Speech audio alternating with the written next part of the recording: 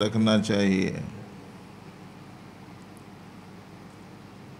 ایک زبان سے تلفظ منشائے ربانی کے مطابق ہو،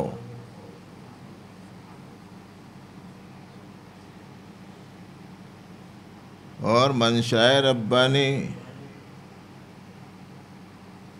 نبی رحمت صلی اللہ علیہ وسلم کے طرز عمل سے سمجھ میں آتا ہے۔ اسی لیے زبان سے تلفظ کے وقت میں تمام قواعد کی رعایت کے ساتھ، تمام مخارج کے لحاظ کے ساتھ، اور اچھی سے اچھی اور بہتر سے بہتر آواز میں، بلکہ عربی لہجے میں پڑھنے کا اہتمام کرنا چاہیے۔ تو پہلا کام ہے الفاظ کی ادائیگی میں صحت ادا کا اہتمام۔ دوسرا کام ہے قوت عقلیہ سے اللہ کی مراد کیا ہے اس کو سمجھنے کا اہتمام۔ اور تیسرے قلب میں اس کا اثر لینا۔ یہ آداب تلاوت میں سے ہے، اسے یاد رکھنا چاہیے۔ آداب تلاوت میں اب یہ تین باتیں ہو گئیں: صحت ادا، فہم کی طرف توجہ، سمجھنے کا اہتمام، اور دل کا اس سے متاثر ہونا۔ معزز بھائیوں، آپ کو معلوم ہے کہ بعض جگہ پر آیات انذار ہوتی ہیں، ڈرانے والی آیات۔ بعض جگہوں پر آیات تبشیر ہوتی ہیں۔ کہیں اللہ جل شانہ کے انعامات کا تذکرہ ہوتا ہے، کہیں اللہ جل شانہ کی ناراضگی اور مواخذے اور پکڑ اور عذاب کا تذکرہ ہوتا ہے، اور ہر موقع پر رد عمل کے طور پر اس کا ایک اثر ہمارے اندرون میں آنا چاہیے۔ کہیں سوال ہوتا ہے، سوال کا جواب بھی ہونا چاہیے۔ جیسے کہتے ہیں کہ جب ہم سورہ والتین پڑھتے ہیں اور الیس اللہ باحکم الحاکمین کہتے ہیں، تو ہمارے لیے حکم ہے کہ ہم دل ہی دل میں کہیں بلا، کیوں نہیں، آپ ہی ہمارے حاکم ہیں۔ جیسے اللہ نے پہلے عہد میں عالم انسانیت سے ایک سوال پوچھا تھا، جس کے جواب میں پورے لوگوں نے کہا تھا، اللہ نے سوال کیا تھا الست بربکم، تو سارے لوگوں نے کہا تھا قالوا بلا۔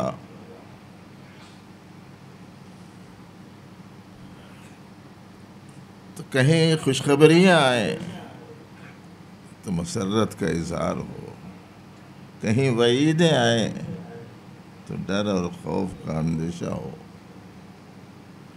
اچھا قرآن کریم کا پڑھنا پیارے حبیب علیہ السلام کو اتنا زیادہ پسند تھا کہ بعض صحابہ سے فرماتے تھے مجھے قرآن سناؤ۔ صحابی کہتے ہیں کہ حضور قرآن تو آپ پر اترا، میں سناؤں؟ فرمایا کہ ہاں ہاں تم سناؤ۔ اور جب وہ تلاوت کرتے کرتے ایک خاص مقام پر پہنچے تو نبی رحمت صلی اللہ علیہ وسلم کے آنکھوں سے آنسو روانہ ہوئے اور فرمایا کہ اب بس کرو۔ ایک تأثر دل میں پیدا ہو تلاوت کے وقت میں، سمجھنے کا اہتمام ہو قوت فکریہ، قوت عقلیہ سے، اور قوت کلام اور صحت ادا کی جو صلاحیت ہے اس کے ذریعے سے صحیح پڑھنے کا اہتمام ہو۔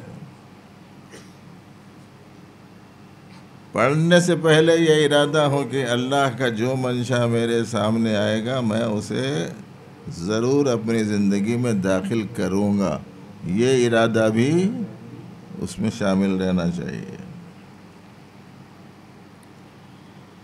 یہ ایک بات تلاوت سے متعلق میں نے دو بزرگوں کے حوالے سے آپ کے سامنے رکھی۔ ایک اور مختصر سی بات، بہت سے بچوں کو، حفاظ کو یہ سمجھ میں نہیں آتا کہ قرآن پڑھ رہے ہیں تو اعوذ باللہ من الشیطان الرجیم کیوں پڑھنا ہے؟ کوئی برا خیال آئے تو اعوذ باللہ من الشیطان الرجیم، کوئی بری بات سننے کو ملے تو اعوذ باللہ من الشیطان الرجیم، سمجھ میں آتا ہے۔ لیکن جب قرآن پاک پڑھا جاتا ہے تو پھر اعوذ باللہ من الشیطان الرجیم پڑھ کے شروع کرنے کا کیا مسئلہ ہے؟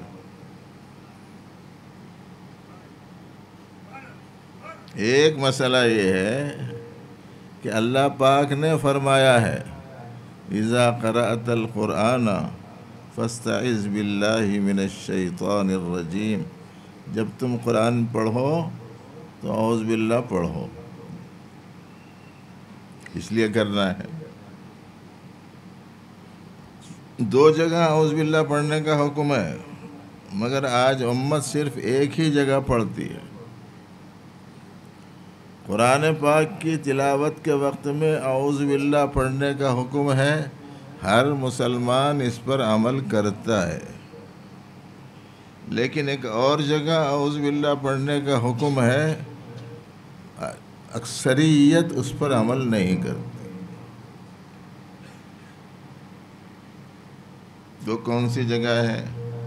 اللہ پاک فرماتے ہیں قرآن کریم میں اما ینزغنک من الشیطان نزغ فاستعذ باللہ، جب تمہارے اندرون میں شیطان کسی برائی پر اکسائے تو اس موقع پر بھی تم کو اعوذ باللہ پڑھنا چاہیے۔ تو پہلی جگہ پر تو پڑھتے ہیں، یہ دوسری جگہ نہیں پڑھتے۔ یہ ہمارا طرز عمل بتاتا ہے کہ ہم کو اللہ کا ایک حکم بولے تو چلتا، ایک سے زیادہ بولے تو نہیں چلتے۔ جی، براہ کرم ہمارے اپنے اندرون کی اس کمی کو، اس کوتاہی کو دور کرنا چاہیے۔ آئیے جو برائیوں میں ہم لوگ پڑھ رہے ہیں،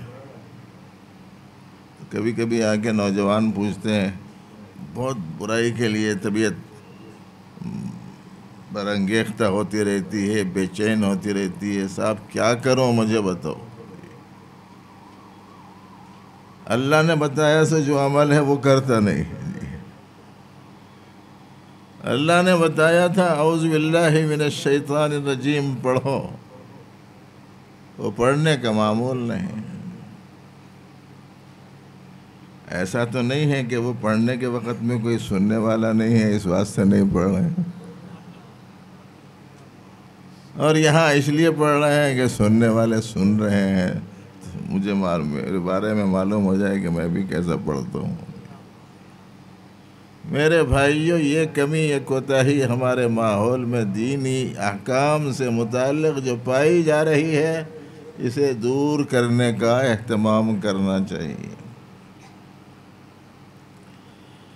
اب اس کے بعد بھی ایک بات یہ سمجھ لیجئے کہ شیطان مردود سے پناہ مانگنے کا جو حکم ہے وہ کیوں ہے؟ اللہ کی مخلوق ہونے کی وجہ سے یا اس مخلوق میں کسی خرابی کے ہونے کی وجہ سے؟ یہ سوچنا چاہیے۔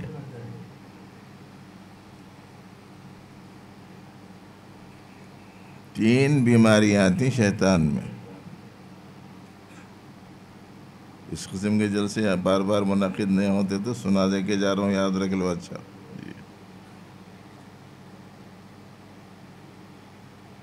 تین بیماریاں تھیں، اولین ترین بیماریاں۔ ایک ہے اللہ کی نافرمانی،